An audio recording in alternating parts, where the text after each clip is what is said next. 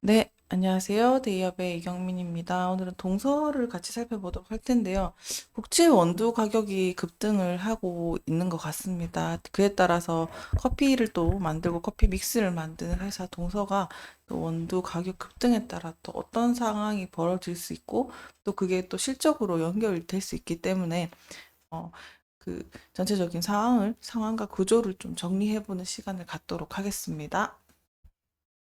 네, 원두 가격이 급등을 하면서 커피 가격 인상의 가능성이 좀 높아지고 있는 요즘인데요.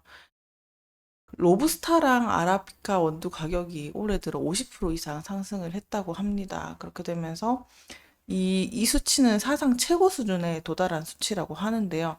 원두 가격 상승의 주요 원인으로 말씀드리면 뭐 이상기후라든지 생산량 자체가 감소가 됐다든지 뭐 운송비 증가가 보통의 요인인데요. 이런 요인 때문에 이제 커피 가공업체들 뿐만 아니라 전문점까지 가격 인상을 고려하는 상황이다라고 볼 수 있겠습니다.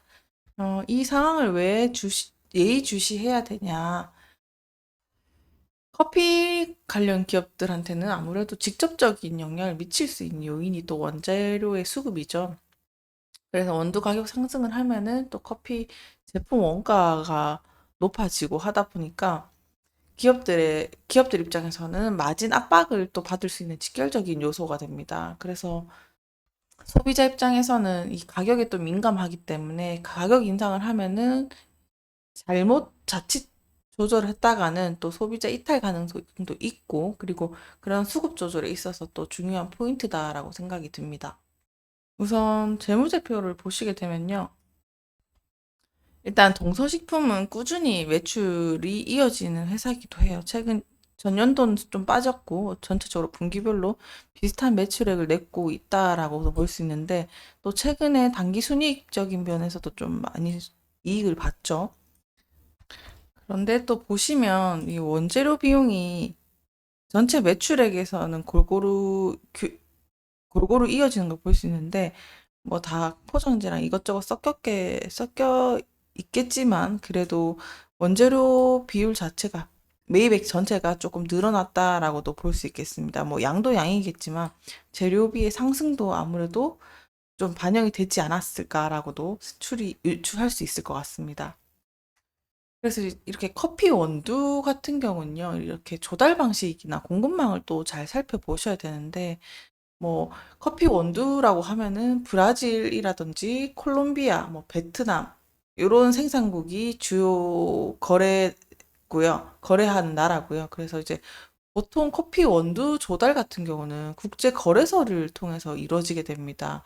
그래서 현지 생산자와 직접 계약을 하면서 이렇게 공급을 좀 안정적으로 유지하는 역할도 하고요. 또 아니면은 뭐 계약에 있어서는 원두를 생산자랑 직접 계약을 해가지고 장기적으로 원재료를 확보를 하는데 그렇게 해서 이제 가격 변동 리스크를 줄이고 원두 공급을 체결받는 방식으로 리스크를 줄일 수 있습니다. 그래서 이 두 가지를 통해서 커피 원두를 직접 계약하는 거랑 아니면은 국제 거래소를 통해서 이루어지는 거 이렇게 두 가지로 정리를 할 수 있다 이렇게 보시면 될 것 같습니다.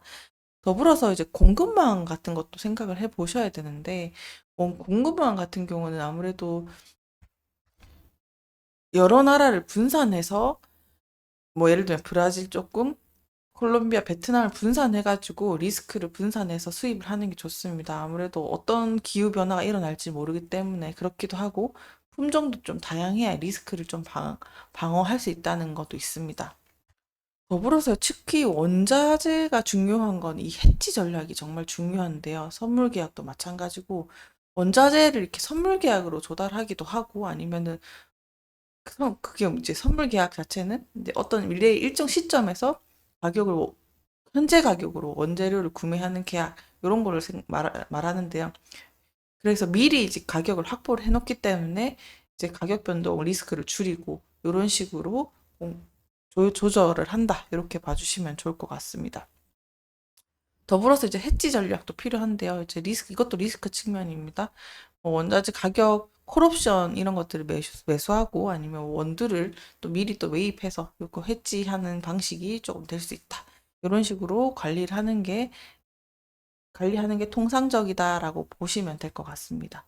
자, 이렇게 보셨던 것처럼 이렇게 리스크 분산이 필수적인 거는 그만큼 원재료 비용이 많이 비율을 차지하고 있기 때문이기도 한데요.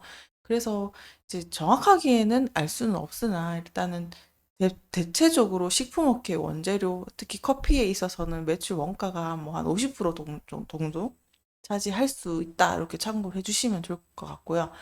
거기에 따라서 뭐 설탕도 들어가고 나머지 부가적인 것도 들어가니까 그런 것들 감안해서도 또 생각을 해주셔야 됩니다. 특히 뭐 인스턴트 커피나 이런 것들은 워낙 해외 의존도가 높기 때문에 원재료 비율이 또 달라질 수 있다는 것도 참고를 하셔야 됩니다. 따라서 이제 동서식품의 경우에는 이제 커피랑 원두, 설탕, 크림 뭐 이런 것들까지 다 들어가기 때문에 상당 부분 그 국제 가격 시장에 좀 민감하게 반응할 요소들이 재료를 많이 가지고 있다. 이렇게 봐주시면 좋을 것 같고요. 네, 나머지 부가적인 것까지 같이 합쳐서 한 60% 정도까지 그러면 한번 보셔도 좋을 것 같습니다. 그래서 왜 이렇게까지 원두값을 예의주시해야 되냐라고 궁금해 하실 분도 있을 텐데요. 일단 좀 사례를 말씀을 드리면 2011년에 또 원유 가격이 상승했던 이슈를 좀 들 수 있을 것 같은데요. 원유 가격이 급등을 하면서 항공사랑 물류 회사들이 큰 타격을 받았던 적이 있습니다. 그때 그렇게 되면서 주가가 하락을 하고 또 연료비를 소비자한테 전가하려고 했었는데 그 당시에 가격 저항에 부딪히면서 이제 고꾸라진 적이 있었고 또 22년에도 뭐 밀 가격이 상승했던 우크라이나 전쟁 때문인데 뭐 제빵업체들 가까운 예로 뭐 식품 회사들이 상당히 원가 압박을 많이 받았었죠.